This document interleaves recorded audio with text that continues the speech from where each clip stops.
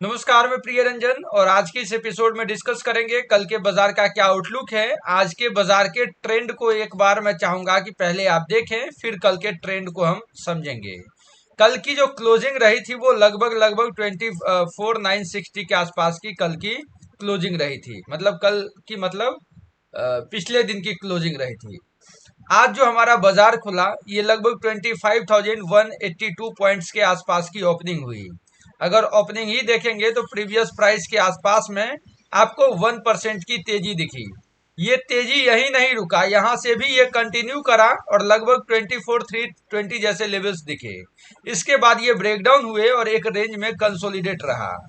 तो ये जो अप ट्रेंड और ये डाउन ट्रेंड दोनों ही न्यूज के कारण था। ये जो पहला कारण था ये सीज फायर को लेकर के था, और यहाँ जो ब्रेकडाउन हुए वो सीज फायर के वायलेशन वाली जो न्यूज आई इसके कारण हुए।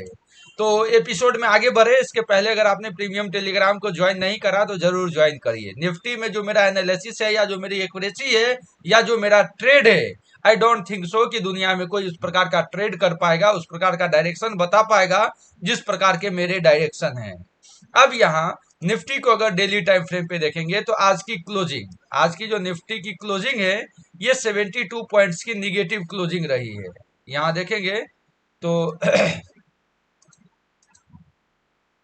ये लेकिन आज का क्लोजिंग तो समथिंग पॉइंट पॉजिटिव ही था, पता नहीं यहाँ क्यों निगेटिव दिख रहा है। एक बार मैं चाहूंगा कि यहाँ अगर देखेंगे निफ्टी निफ्टी 50 तो 29 पॉइंट्स की क्लोजिंग रही है, 72 पॉइंट्स का क्लोजिंग रहा है। पता नहीं इस चार्ट में क्यों ऐसा दिख रहा है, तो यहाँ थोड़ा गलत दिख रहा है। आज की जो क्लोजिंग रही है ये पॉजिटिव रही है, ये 72 पॉइंट्स का पॉजिटिव क्लोज रहा है। 0.29% की पॉजिटिव क्लोजिंग रही है 72 पॉइंट्स की। ये निगेटिव थोड़ा गलत दिखा रहा है सेंसिबल के चार्ट में।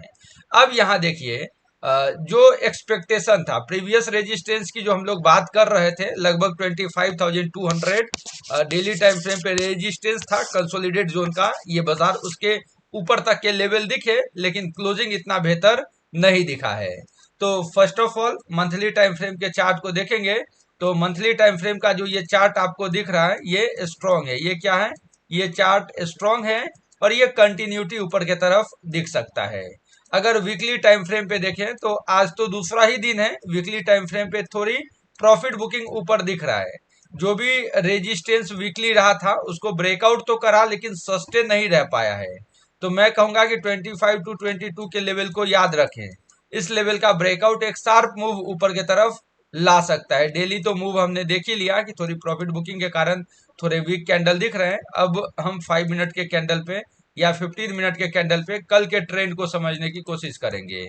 तो जैसा कि मैंने आपको पहले ही कहा है कि ये दोनों मूव, अप मूव भी और डाउन मूव भी, ये दोनों ही मूव न्यूज इम्पैक्टेड रहा है। तो जिस प्रकार की क्लोजिंग रही है उसको ध्यान में रखिए। ये रेजिस्टेंस और नीचे ये सपोर्ट। तो यहाँ सिंपली जो हमको सपोर्ट दिखता है वो 25,000 का दिखता है, 25,000 सपोर्ट और 25,085 रेजिस्टेंस। तो अगर हमको लॉन्ग खेलना है तो 2580 के ऊपर ही खेलेंगे। इस रेंज को, ये जो रेंज है ये नो ट्रेडिंग जोन, इस जोन में ट्रेड ही नहीं करेंगे। एक बार 2580 को ब्रेकआउट करा तो 25,120, 25,160 और उसके बाद 25 सॉरी, उसके बाद अगर आप देखेंगे आगे के ट्रेंड तो ये 25,220 से लेकर के 300 तक के लेवल्स दिखेंगे। वाइस वर्सा अगर नीचे 25,000 लेवल टूटता है तो पहला 24,960, दूसरा 24,900 और तीसरा 24,850 से लेकर के 780 जैसा लेवल आपको दिख सकता है।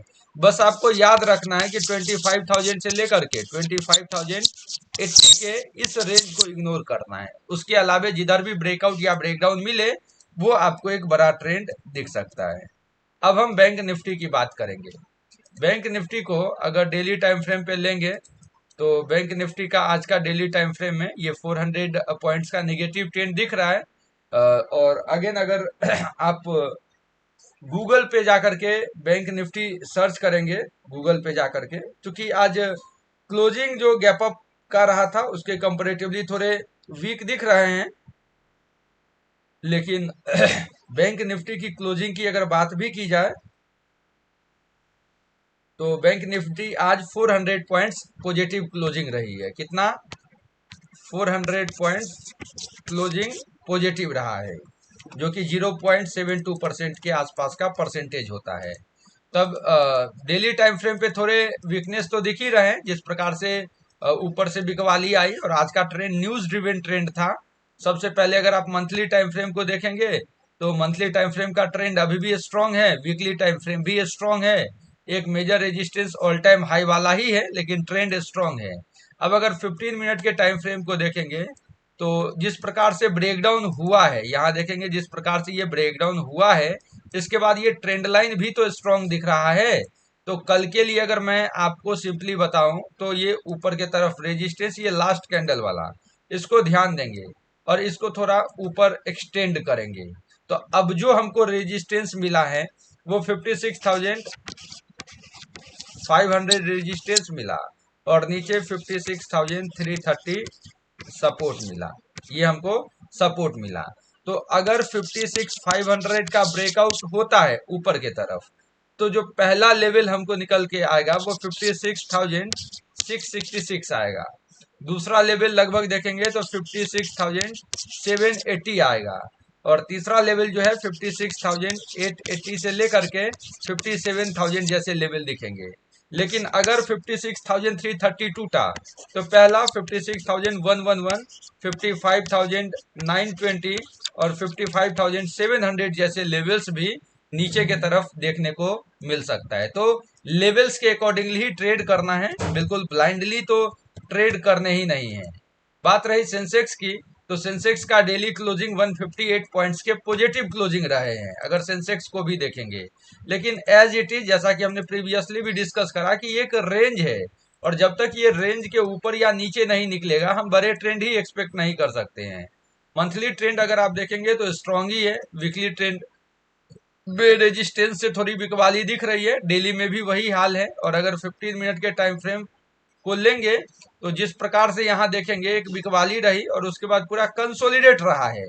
तो इस कंसोलिडेट में याद रखेंगे ये वाला जो रेंज रहा था ये इनसाइड, इसके बाद पूरा इनसाइड कैंडल ही बना है।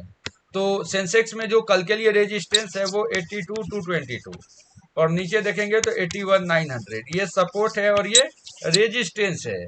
अगर 8222 का ब्रेकआउट होता है ऊपर के तरफ तो पहला लेवल 82,444, दूसरा देखेंगे तो 82,666 और तीसरा 83,000 जैसे लेवल्स भी दिखेंगे।